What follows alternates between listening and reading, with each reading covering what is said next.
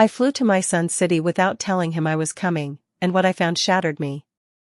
My daughter-in-law was lying alone in the ICU, slowly dying, while my son was out driving around town with other women in the car I had bought him. I didn't scream or confront him. I quietly called the police and reported that car stolen. 2 days later, when they finally released him, he came back to me on his knees, begging, only to learn that I had already signed everything over to his wife. Dear friends, before I open the most painful chapter of my life and share this story with you, I ask for one small kindness. Please subscribe to the channel and press the like button so stories like this can be heard. Leave a comment and tell me which city or state you're listening from.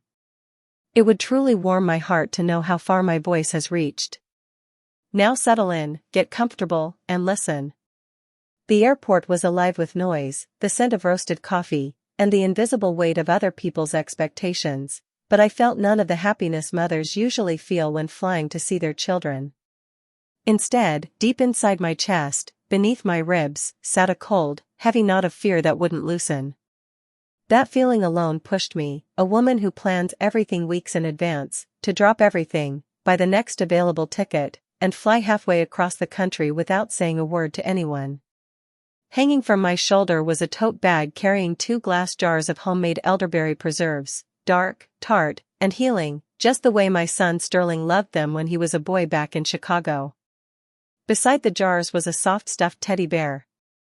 Maybe it was foolish. When I stepped outside the terminal, I breathed in the air of this southern city. It was thick and humid, so different from the sharp, biting winds of the north. My phone stayed silent in my coat pocket.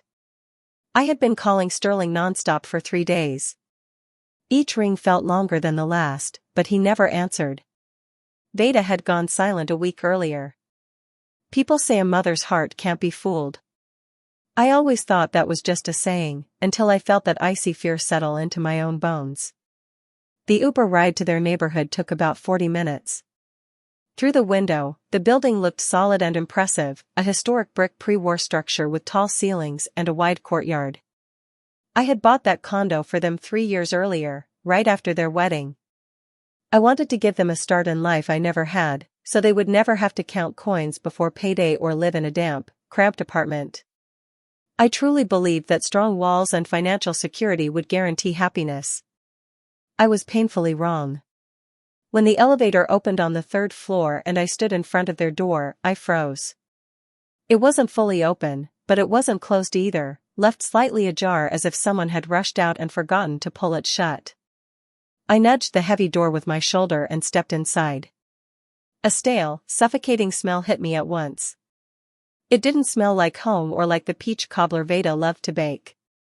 It smelled of old tobacco smoke and something sour, like wine that had gone bad. Sterling had sworn to me he quit smoking a year earlier. "Mama, it's bad for you and it ain't the style anymore," he'd said with that charming smile that always managed to soften me. Boots were thrown carelessly. I moved into the kitchen, stepping softly, though I didn't know who I was afraid of disturbing. A pile of dirty dishes sat on the table beside dried pizza crusts, empty bottles of expensive cognac, and right at the edge, a stack of unpaid utility bills. Pink and white envelopes, untouched and unopened. But what terrified me most wasn't the mess. Next to the bill sat a small box of medication, heart drops and blood pressure pills the doctor had prescribed to Veda 6 months earlier. The box was sealed. Dust coated it thickly, saying more than words ever could. She hadn't taken them in a long time. "Who are you looking for?" a rough voice croaked behind me. I spun around, startled.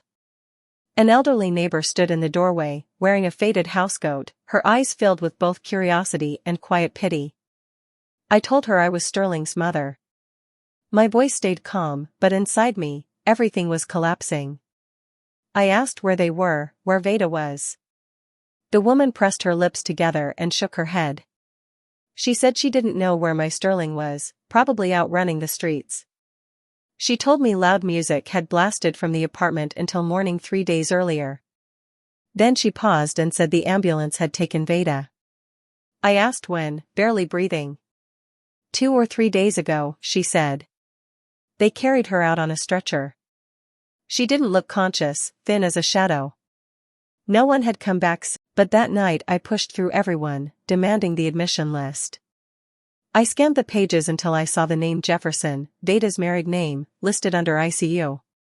The intensive care unit was unnaturally quiet, broken only by the steady, mechanical beeping of machines. They tried to stop me at the entrance, but the look on my face, the look of a mother who would tear down walls if she had to, made the nurse hesitate and call the doctor. Dr. Dubois came out, a tall man with tired eyes. He removed his glasses, wiped them on his coat, and studied me for a moment. "You the mother?" he asked flatly. "Mother-in-law," I corrected. "Where is she? What's wrong with her?" "Pneumonia," he said clearly. "Bilateral and advanced. But that's only part of it. Her body is exhausted. Severe dehydration and dystrophy.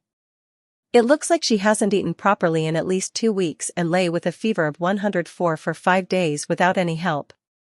If the neighbors hadn't called 911 when they heard her fall, she wouldn't have survived long enough for us to speak."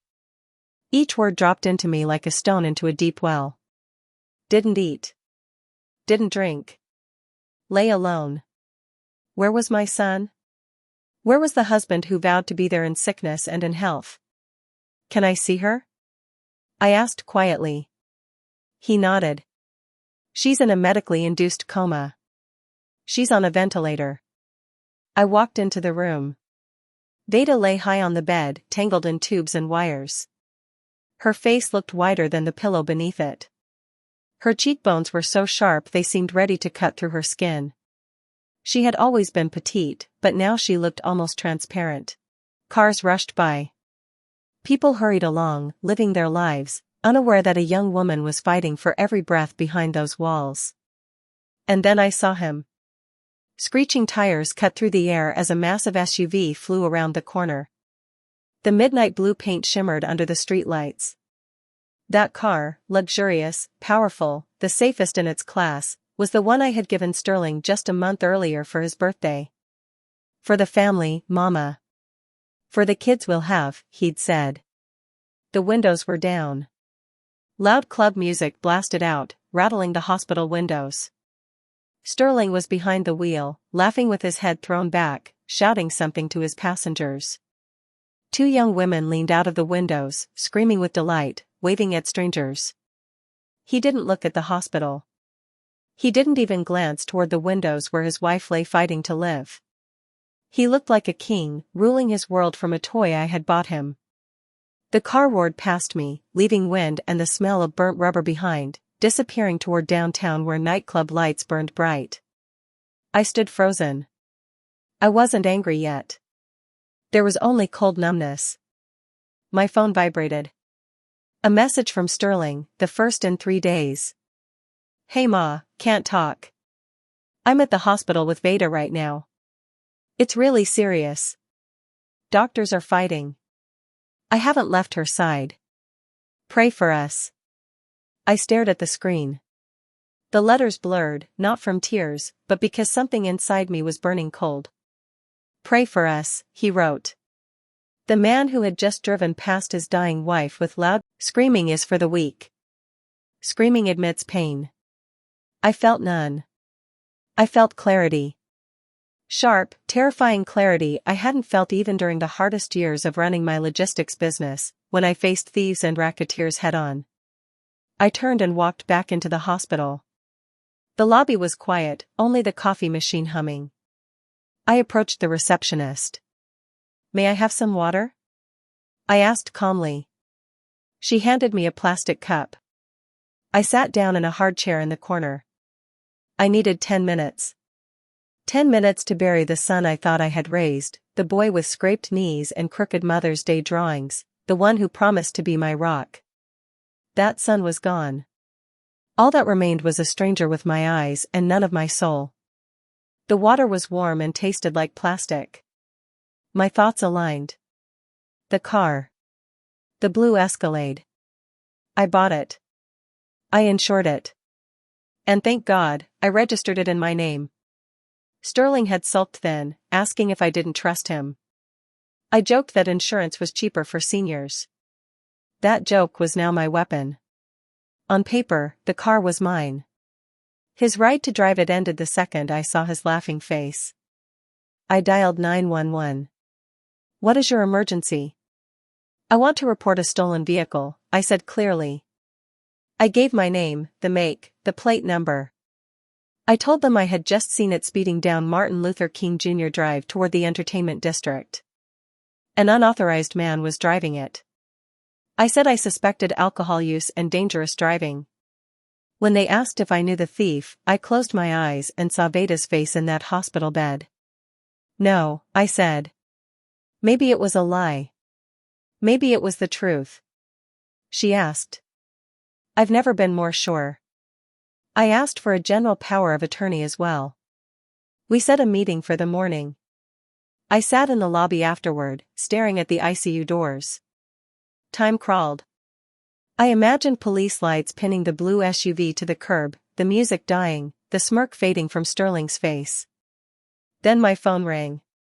An officer informed me they had detained the vehicle. Sterling was resisting arrest. I heard his voice in the background, shouting for me. The officer asked if the man was my son and if I had given him the car. If I confirmed it, they would release him with a citation. I breathed in the sterile air. My son, I said evenly, is in the ICU of City General Hospital, sitting by his dying wife's bedside. The man you detained is a liar. There was a pause. Then the officer said they would proceed with full charges. I ended the call and looked at my reflection in the dark glass. I didn't recognize the woman staring back, but I respected her. The next 2 days blurred together. I lived in that hospital. I paid for a private room and a private nurse. I sat by Veda's side, held her hand, talked endlessly so death wouldn't dare step into silence. Sterling sat in a jail cell, calling me over and over. I didn't answer. Once, I listened to his voicemail. He ranted about himself, about the injustice, about how I needed to fix this. He never asked about Veda. He assumed she was still silent, still waiting. He didn't know she was balancing between life and death. As the hours passed, the sky outside the window slowly began to turn gray. The morning of the third day crept in quietly. I must have dozed off in the chair, my head sinking onto my chest, because I was jolted awake by the faintest movement, like the brush of a butterfly wing against my palm. I snapped my eyes open. Veda's fingers, resting in my hand, twitched slightly. I froze, terrified of breaking the moment. Her eyelids fluttered, lifting slowly, heavily, as if raising a curtain that weighed too much. Her gaze was cloudy, unfocused, drifting past me, past the ceiling, somewhere into nothingness. Then her eyes cleared just enough to find my face. There was no recognition, only fear, raw and instinctive, the kind that lives deep in the bones. Her lips moved beneath the mask. I leaned closer. "Don't let him in," she whispered, her voice dry and fragile like leaves scraping together. "Don't let him in." "Who, sweetheart?" I asked gently, though my heart already knew. "Who shouldn't I let in?" Her fingers tightened around mine with surprising strength. Terror flooded her eyes. "Sterling," she breathed, and a single tear slid down her temple. "He turned off the heat. Said it was expensive. I'm cold. Don't let him in." The monitors began to beat faster. Her pulse jumped. The nurse rushed over with a syringe. Shoo, Veda, calm down," I whispered, stroking her hair as a cold, merciless resolve rose inside me. "No one will touch you. Sleep." He had turned off the heat in winter, in an apartment where his sick wife lay helpless, just to save money he then wasted on gas for. I walked out into the morning fog, every step echoing in my head, yet I felt no exhaustion. It was as if liquid nitrogen flowed through my veins. Veda's words, "he turned off the heat," were the final drop that transformed my grief into a precise, destructive mechanism. An Uber took me to Adora's law office in 20 minutes. The city was just waking up. Street sweepers moved along the sidewalks, unaware that someone's world had already collapsed beyond repair. Adora was waiting for me, just as she promised. Her office smelled of strong coffee and old paper, the scent of order, stability, and law. "You look awful, Oilia," she said, scanning my wrinkled coat and dark circles. "But your eyes, they scare me." "Let's work," I said, sitting down without removing my coat. "Are the papers ready?" She slid a folder across the desk. "Deed of gift for the condo, in the name of Veda Jefferson. Everything as you asked. But before you sign, there's something you need to see." She pulled a thin blue folder from the safe. "Yesterday, while pulling the title abstract, I found something interesting. Your son applied for a payday loan a week ago. A very shady company." My chest tightened. "And? As collateral, he submitted copies of documents for this apartment." She lowered her voice. "There was a power of attorney, supposedly from you, giving him the right to mortgage the property." She showed me the photocopy. I studied my signature. It was almost perfect. Almost. The tail of the O was slightly longer than mine. "Forgery," I said calmly.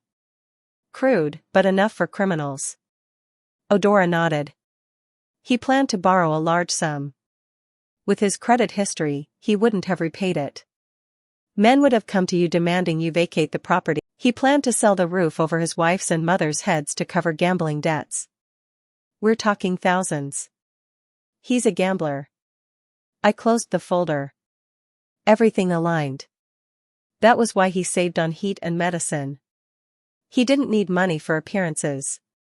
He needed it for the game. And when the money ran out, he bet the apartment. My apartment. Veda's life. "Where's the pen?" Odora handed me a heavy Parker. I signed the deed with firm strokes, 3 copies. With every line, I severed the past where my beloved son once existed. Now there was only Sterling Vance, fraudster and abuser. "Register it immediately," I said.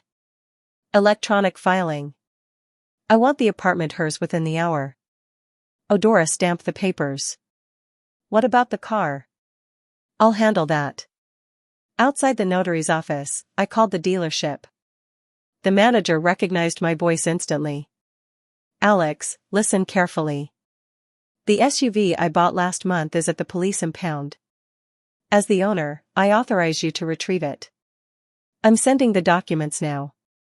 "Of course. Where should we deliver it?" "To the trade-in department." "Sell it immediately." He hesitated. "But it's brand new." "You'll lose money." "I don't care. Sell it today at whatever price they offer. One condition. The money does not go to me. I'll send details for the hospital charity fund. Purpose, treatment and rehabilitation of Veda Jefferson." He agreed. I ended the call. Sterling now had nothing. No car. No home. No access to my resources. He said the car was his, that he's a big businessman, and now they're saying it's stolen. "Are you people professional con artists?" I laughed softly. "So you're colleagues." "Candy, Sterling lied to you. He has no car, no business, and no apartment. He lives off a librarian wife and a retired mother." There was a squeal of disbelief. "But he promised me Miami. The only trip he's taking is to the unemployment office." I hung up. A message from Sterling followed immediately. "Mama, they released me. I'm coming home. We need to talk. You owe me an explanation." He was heading to an apartment that was no longer his, to a wife he nearly killed, still convinced he controlled everything. I checked the time. 2 hours had passed since I gave the dealership the order. I imagined him standing outside the station when Candy's message reached him. Odora soon sent me a screenshot. Candy had posted publicly, warning others not to fall for him, mocking him as broke, exposing that his own mother called the cops on him. I put the phone away. Checkmate. You wanted the high life, my son. You got the spotlight. Now live with it. I returned to the hospital and took a seat in the lobby, across from the elevators. A book lay open in my hands, but I wasn't reading. I was waiting. 40 minutes passed before the elevator doors opened and Sterling stepped out. He looked pitiful. His expensive shirt was wrinkled and stained. His hair stuck up wildly. Dark circles bruised his eyes. He limped slightly, likely from his arrest. Finally, he shouted across the corridor, startling a nurse who had been dozing. "Mama, what did you do? Do you even understand what you've done? They locked me in a tank for 2 days with bums." He stood over me, waiting for the usual reaction, for me to jump up, panic, apologize, shove money into his hands, stroke his head. But I didn't move. I slowly closed my book, rested it on my knees, and looked up at him. My eyes were dry, calm, empty like a desert. "Hello, Sterling," I said quietly. "You smell. Go take a shower before you start yelling." He froze. For a moment his mouth hung open like a fish out of water. "Smell," he screeched, lowering his voice only because a doctor passed by. "Mama, have you lost your mind? You reported me to the police. You said I stole the car. My car. You humiliated me in front of my friends. In front of Candy. Do you know what she wrote to me?" "I know," I said, nodding. "She wrote the truth. You're a loser, Sterling." The word hit him harder than a slap. He staggered back, red blotches spreading across his face. "How dare you?" He was choking on his anger. "I'm going to Vita right now. She'll tell them I took the car with her permission. She'll fix everything, and you'll regret this." "Where are the keys?" "Give me the keys. I have places to go." "You have no business, Sterling," I said slowly, each word landing like a nail. "And you have no car." "What do you mean no car?" He laughed nervously. "Did you hide it? Come on, Ma." He froze. For the first time it wasn't anger in his eyes but fear, not fear for Vita, but the fear of an animal trapped and defanged. "You're lying," he gasped. "You couldn't do that. You love me. I'm your son." "I do," I said. And it was true, bitter and painful. "But I will no longer support you. You're 35 years old. You have no job. You have no car. And," I paused, "you have no home." "What do you mean?" His face went pale, the red blotches standing out even more. "The apartment now belongs to Vita," I said. "I signed the deed this morning. You don't own it anymore. You're not even on the lease." He swayed as if the floor were moving beneath him. All his arrogance and fake confidence fell away, leaving a small, frightened, greedy man. "You're bluffing," he muttered. "You just want to scare me. I'll go to Vita right now. She loves me. She'll cancel it." He turned and rushed toward the ICU. "Vita," he shouted, throwing the door open. "Tell her." I didn't stand up. I already knew what would happen. He barely took 2 steps inside when a man stepped out from behind the privacy screen. Not a doctor, a private security guard, broad-shouldered, stone-faced. I had hired him 2 hours earlier with one instruction: protect the patient from any male visitors except medical staff. Without a word, he blocked Sterling's path and placed a heavy hand on his chest. "Unauthorized entry," the guard said in a deep voice. "Get your hands off me." Sterling shrieked, trying to push past him. "I'm her husband." "Mama," he yelled, looking back at me. "Tell him she's my wife." I sat still, gripping my book. "Take him away," I said quietly. The guard shoved him out. The door slammed shut, cutting him off from the woman he treated like property. Sterling stood alone in the empty hallway, dirty, humiliated, stripped of everything. He looked at me with pure hatred. And in that moment I knew the war had begun. He wouldn't give up easily. He would beg. He would crawl. He would lie. And he started immediately. His anger vanished, replaced by suffering. He sniffled and stepped closer. Mama, he whispered, his voice shaking like when he was a child who'd broken something. I'm sorry. I was stupid. Help me. They'll kill me. I knew who he meant, the people he owed money to. But I felt nothing except disgust. Let's go outside, I said, standing up. We won't disturb the sick. I walked down the corridor, knowing he'd follow. I was his last hope, and I intended to destroy it. We stopped near a window overlooking the parking lot. Where his blue SUV once stood, there was now nothing. I'm listening, I said. Sterling glanced around, then dropped to his knees. It was so rehearsed it made me sick. He grabbed my coat, crying. Mama, forgive me. I'll fix everything. I'll never drive drunk again. I'll find a job. Just give the apartment back. He sobbed, wiping his nose. I owe money. A lot. They'll kill me. I raised you but never taught you to be human.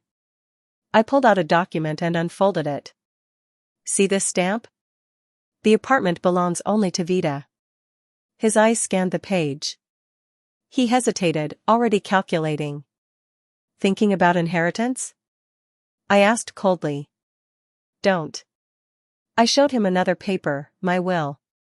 Read. He read aloud, trembling, leaving everything to an animal shelter. He stared at me in horror. Cats? Yes, I said calmly. They're grateful. I'll contest this, he screamed. I'll prove you're insane. Try, I said. I have a psychiatrist's certificate. But you, my son, have problems. Locks, I said simply. Tonight the apartment will have new locks and a full security system. If you try to enter without Dad's permission, and I'm sure she won't invite you, a squad will arrive. And this time they won't let you out after 2 days. Sterling froze. Only then did the full scale of the disaster sink in. He had no home. No car. No money. No future inheritance. And the debts? He whispered, and in that whisper there was real terror. Mama, they'll kill me. They really will. At least give me money to cover the debt. I'll leave. I'll disappear. You'll never see me again. Just give me money. No, I cut him off. You're a big boy, Sterling. You brewed this tea yourself. Now drink it. Go work as a loader, a janitor, a cab driver. Oh wait, you'll lose. Turned and ran toward the stairs, nearly knocking over a nurse with a tray. I watched him go. I didn't pity him. I pitied the time, the strength, and the love I had wasted growing this weed. But it was too early to relax. A cornered rat bites. I knew he wouldn't just run anywhere. He would run to the apartment. He would try to get in before the locks were changed. He would try to carry out everything valuable, appliances, Vita's jewelry, maybe even furniture. I took out my phone and called Odora. He's on his way. Are the locksmiths there? They're working, Odora replied calmly. The police are here too. I showed them the property documents. Good. He's furious. Warn them. Don't worry. We'll meet him. I hung up and returned to the nurse's station. I needed to make sure Vad was okay after the visit, but a new feeling was already growing inside me, liberation. I had cut off a rotten branch. Now the tree could breathe. Sterling, just as I predicted, didn't go to friends or a bus station. Choking with rage and fear, he rushed to the only place he still thought was his, the apartment. I didn't see it myself, but Odora later told me everything in such detail that it played in my mind like a movie. He burst into the building, skipping steps, ignoring the elevator. One thought pounded in his head: make it in time. Grab the laptop, the TV, any stash, maybe documents to use later. He reached the 3rd floor, already pulling out his keys, and froze. The door was wide open. 2 workers stood in the hallway. One was drilling out the old lock, the other unpacking. You no longer live here. Who are you? He screamed, trying to push past her. I'm registered here. You were registered, Eudora replied calmly, pulling out documents. Your mother gifted this apartment to Miss Vita Jefferson. You were deregistered this morning at the owner's request. Without me? Sterling turned purple. That's illegal. He tried to run to the bedroom, but an officer blocked him. Citizen, stop, the sergeant said lazily. This isn't your property. Sterling reached for his phone. I have connections. He dialed frantically. Donnie, help me, the call ended. He tried another. Sergio, I need you, that call died too. No one wanted to help a loser without money or a rich mother. His friends were friends of his wallet. Leave, Eudora said tiredly. There's nothing for you here. My stuff, he yelled. I have the right to my things. Your belongings are packed, Eudora said. A worker brought out a gym bag and 2 trash bags. Clothes, shoes, hygiene items. The laptop stays, it's in Vita's name. Same with the TV and console. The bags dropped at Sterling's feet. His whole life fit inside 2 trash bags. You'll regret this, he hissed. All of you. Exit, the officer said, hand resting on his holster. People backed away.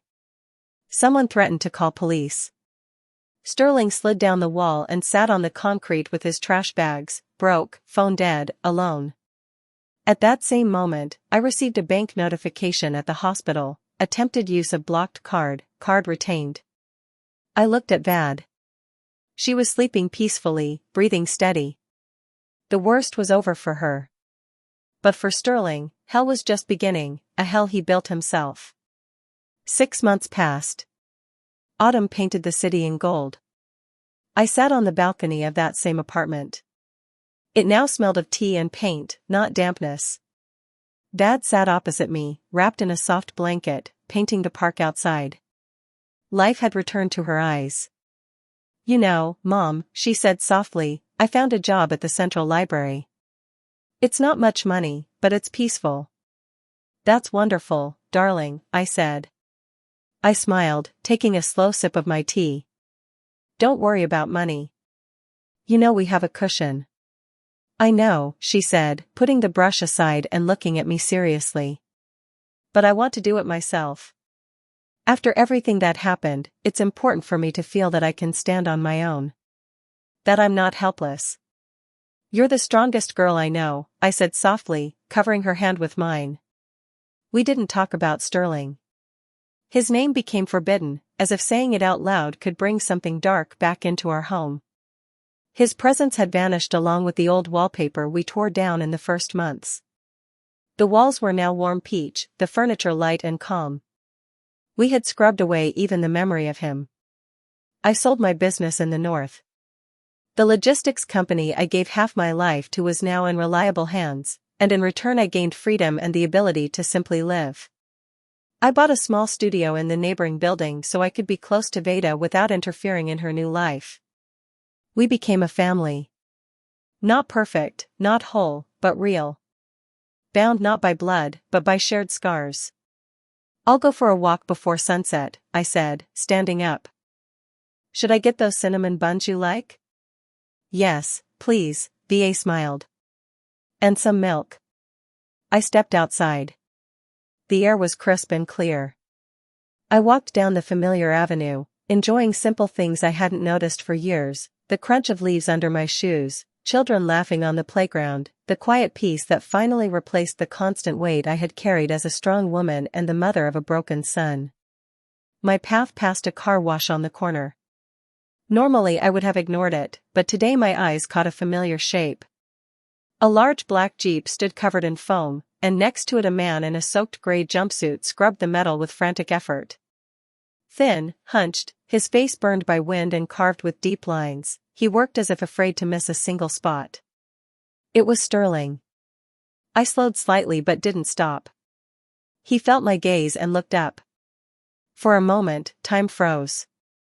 We stood separated by a strip of road and an abyss of betrayal. I expected anger, begging, maybe shame in his eyes. Instead, there was only exhaustion. The dull, endless fatigue of a man fighting every day just to survive. His hands, once manicured and careless, were red and raw from cold water and chemicals. He took half a step forward. His lips trembled as if he wanted to shout, to beg, to say, "Mama, help me." I didn't give him that chance. I didn't turn away or speed up. I simply let my gaze pass over him the way it would pass over a lamppost or a stranger and kept walking. My face stayed calm. Nothing stirred inside me. No pity. No triumph.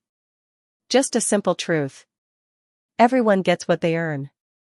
He wanted a beautiful life without work. Now he worked in filth just to live. The balance was restored.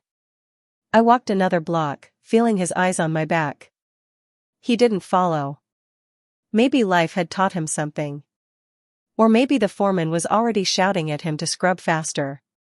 My phone vibrated in my pocket. I took it out. A message from an unknown number appeared on the screen.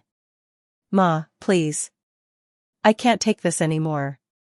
I understand everything now. Give me a chance. Even $10 for food. Please." I stared at the words. Ma. Once the dearest word in my life, now just a set of letters. Chance. I had given him hundreds of chances. His entire life was built on them, and he wasted every single one. My finger hovered over the reply button. What could I write? Be patient? God will help? No. I opened the settings, pressed block contact, then delete chat. The screen cleared. The last thread tying me to the past snapped. I slipped the phone back into my pocket, breathed in the autumn air deeply, and smiled. Ahead was the bakery with the best cinnamon rolls for my daughter. My real daughter. I quickened my step. I was expected at home. That's the story, my dear listeners. A story about love that can blind, and about realization that sometimes comes at a terrible price. A story about how one woman found the strength to cut away her own flesh to save another life that became her family. And now I ask you, was Oilia right? Was she cruel to her only son? They tell us a mother's heart must forgive everything. Or is there a line beyond which forgiveness becomes a crime itself?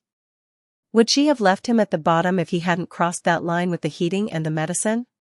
Some will say, that's her son. She should have helped him, treated him, sent him to rehab, but not thrown him onto the street. Others will answer, a grown man must answer for his actions. Stop babysitting. Did you like the story? And which city are you listening from? Let's talk in the comments. If you enjoyed it, you can support me with a super thanks so I can keep sharing more life stories like this. Thank you for your kindness. I'm waiting for your thoughts. On the screen you'll see 2 more life stories I recommend. There's much more on the channel. Don't forget to subscribe. See you in the next life story. With love and respect.